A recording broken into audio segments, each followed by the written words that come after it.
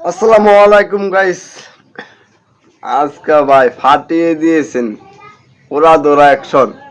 Iran ওরা দৌড়া action করেছে। এরই কয় যে বাঘের বাচ্চা বাঘ। দেখুন সাহস কাকে বলে।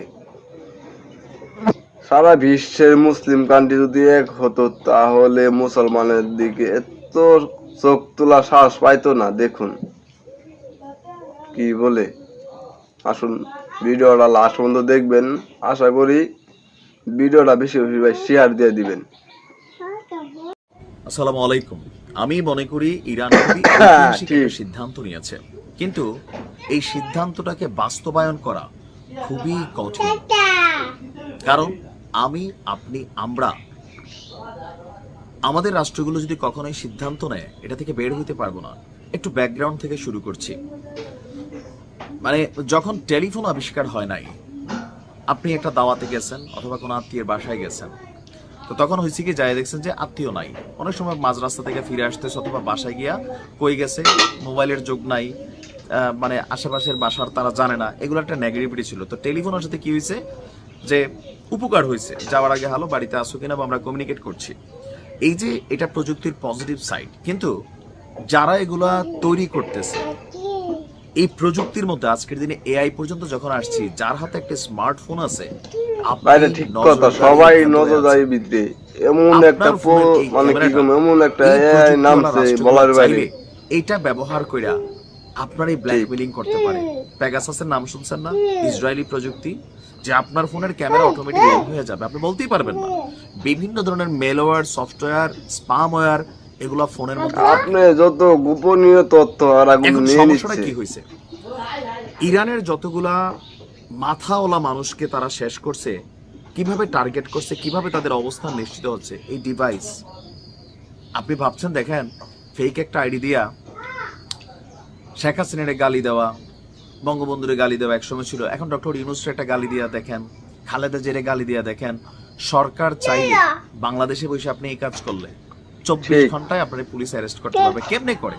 আপনি ভাবতেছেন কোনো একটা প্রত্যন্ত অঞ্চল থেকে একটা ফেক নাম দিয়ে একটা আইডি থেকে একটা কমেন্ট করলাম, যদি সরকারের নজরে পড়ে আপনার আইডি চিনে, এই আকাশের ভিতরে কিন্তু তরঙ্গের মাধ্যমে এগুলো সব প্রযুক্তি দিয়ে রেকর্ডেড, আপনি কে, কোথায়, কোন ডিভাইস, কোন ফোন, কোন নেটওয়ার্কের টাওয়ার, সব বের করা যায়।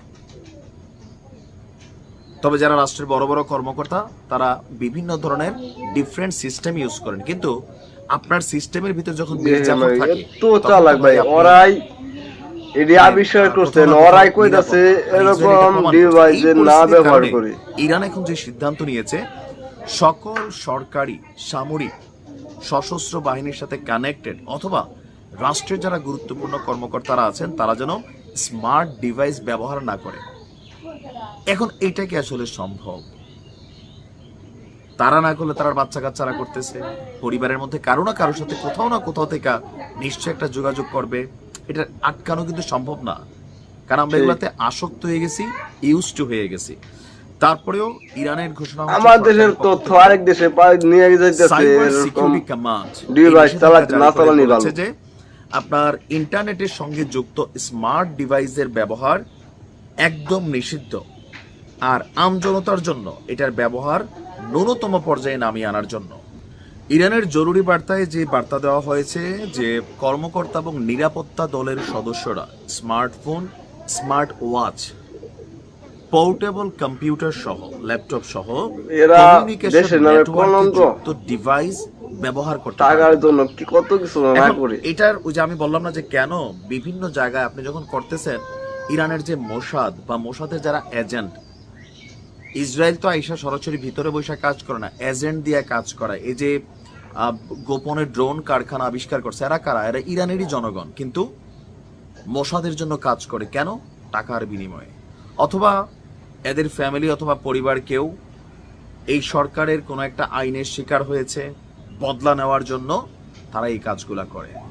সো ইরান এখন চাচ্ছে তাদের যারা মেধাবী সন্তান জাতির বা বিভিন্ন বাহিনীগুলোর একের পর এক সবাইকে শেষ করে দেওয়া হচ্ছে। এমনকি আয়াতুল্লাহ খামেনি তিনি কোথায় আছেন এই তথ্যটা পর্যন্ত আমেরিকা জানে তো সত্যি। তাহলে আপনি ভাবেন বাংলাদেশের মতন রাষ্ট্র, আমরা যে বলি অমুকের সাথে লাগবো, ভারতের সাথে লাগলে 3 মিনিট লাগবে গইন্যা পুরা বাঙালি ল্যাংটা হইয়া দৌড়ের উপর থাকবে। আর আপনি আশা করতেছেন পাকিস্তান এসা বাঁচাবে? এই কিছু যে আওয়াজে পাকিস্তান টাইপের ফলোয়ার্স বাংলাদেশে আছে, আপনাদের মধ্যে আছে নিশ্চয়ই। ইরানের মতন দেশের সাথে যদি পোল্টি মেরা বসে সীমান্ত বন্ধ করে দেয়, রাতারাতি প্যান্ট ভিজাই ফেলে হাইগা, এরা আসবে আপনারে বাঁচাইতে ভারতের সাথে লাগলে। মানে ওই যে বলে না যে এআই প্রযুক্তি বা এই প্রযুক্তি একসময় মানুষে মানুষে শেষ করে দিবে, এটা সত্যি।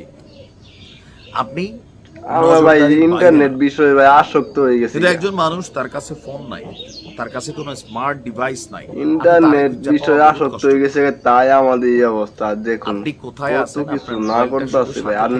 আপনার দেশের তথ্য, যে কোনো আপনার তথ্য, আপনার গোপনীয় তথ্য, যে কোনো তথ্য আপনার ওই টাওয়ারের আওতাভুক্ত কোন জোন, কোথায় বৈশা আছেন, মুহূর্তের মধ্যেই খবর হয়ে যায়। বাংলাদেশের মতন এত প্রযুক্তি দুর্বল একটা দেশে আর বাকিদের অবস্থা চিন্তা করেন।